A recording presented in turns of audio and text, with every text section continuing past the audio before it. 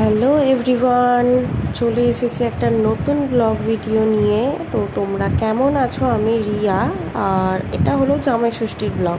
সকাল সকাল উঠে দেখলাম যে মা সব কেটে আরে জোগাড় করে রেখেছে। এখানে আলু কাটা আছে, পটল কাটা আছে, বেগুন কাটা আছে, পেঁয়াজ কাটা আছে, সব কিছু কেটে জোগাড় করে মা রেখে দিয়েছে যাতে রান্নাটা করতে তাড়াতাড়ি হয়।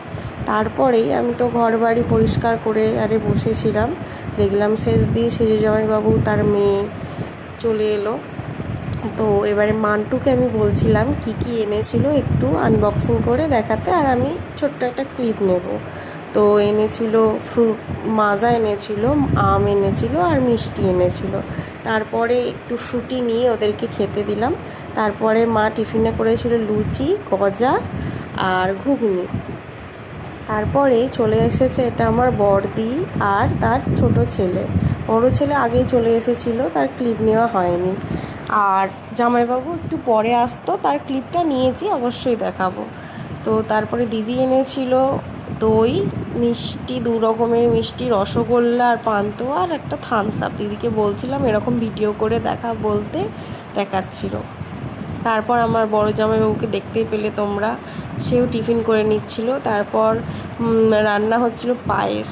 তো পায়েসটা আমি করব বলে এসেছি, করছিলাম। এবং পায়েসটা অ্যাকচুয়ালি তৈরি হচ্ছিল আমার বড়দির বড় ছেলের জন্মদিন উপলক্ষে, যেহেতু ওর জন্মদিন একসাথেই করে দেওয়া হবে বলে।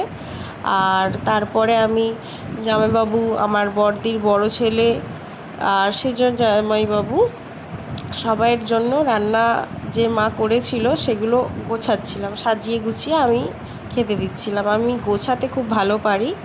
তো খেতে দেওয়ার পর রিভিউ নিচ্ছিলাম যে কেমন হয়েছে, জামাইবাবুরা সাজানো, বলল খুবই ভালো হয়েছে।